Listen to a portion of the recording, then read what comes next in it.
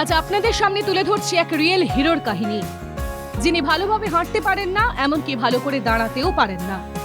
তিনি হুইল চেয়ারে বসেই নিজের কর্মদক্ষতা নিয়ে পরিবার পালন করছেন। হ্যাঁ, আপনারা ঠিকই শুনেছেন, এই যুবকের নাম কাঞ্চন ঘোষ, বয়স 33 বছর। হাইলাকান্দি জেলার লালামুখ বাগানের লেবার কলোনি এলাকায় তিনি তাঁর পরিবারের সঙ্গে বাস করেন। তাঁর পরিবারের 3 সদস্য, মা, বোন এবং কাঞ্চন নিজে।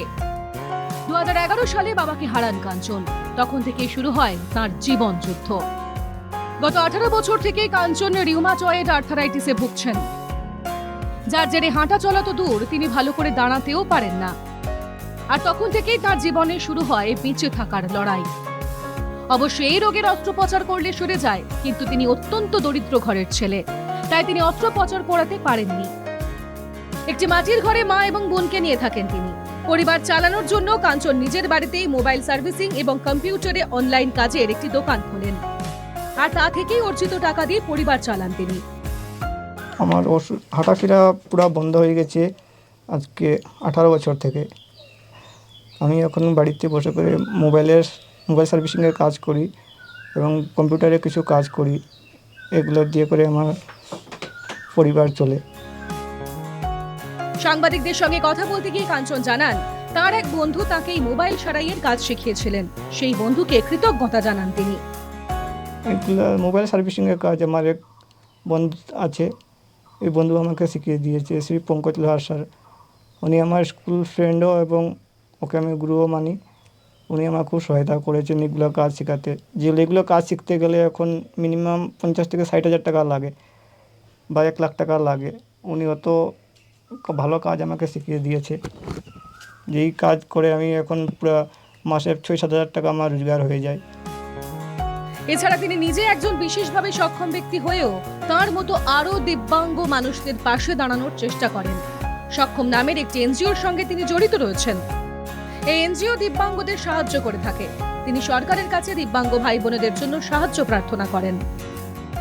আমি সক্ষম এনজিওর একজন সদস্য।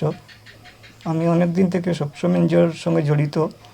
দিব্যাঙ্গদের কিছু একটু সহায়তা করার চেষ্টা করছি। আমাদের আসাম সরকারের কাছে একটি নিবেদন, যেসব দিব্যাঙ্গ ভাই বোন রয়েছে ওনাদের পিএম আবাসগুলো তাড়াতাড়ি করে দেওয়া উচিত, এবং যেসব রেশন কার্ডের চাল দেওয়া হচ্ছে এটা একটু বাড়িয়ে দিলে আমি মনে ভাবি যে একটু ভালো হবে। কারণ 5 কেজি চাউলের যেগুলো যে দেওয়া হয় এগুলো তো মাস যায় না, এবং যেগুলো পেনশন দেওয়ানি হচ্ছে অরুণোদয়, এটা একটু বৃদ্ধি করা হয় যাতে ওদের কিছু একটু সুবিধা হয়। আর রেশন কার্ডের কথা বলছি, যাতে যে রেশন কার্ড ওনাদের জন্য বিশেষ একটি রেশন কার্ড সুবিধা করে দেওয়া হোক। যে রেশনগুলো যে এখন দেওয়ানি হয় যে এগুলো দিয়ে তো আর মাস যাচ্ছে না। আমি তো আছি, যাই হোক কিছু কর্ম করে নিচ্ছি। অনেক দিব্যাঙ্গ ভাই বোন রয়েছে যারা ওরা একদমই চলতে পারে না বা চোখে দেখতে পারে না, ওদের জন্য দিন অন্তর্দয়াল রেশন কার্ডের ব্যবস্থা করে দিলে খুব।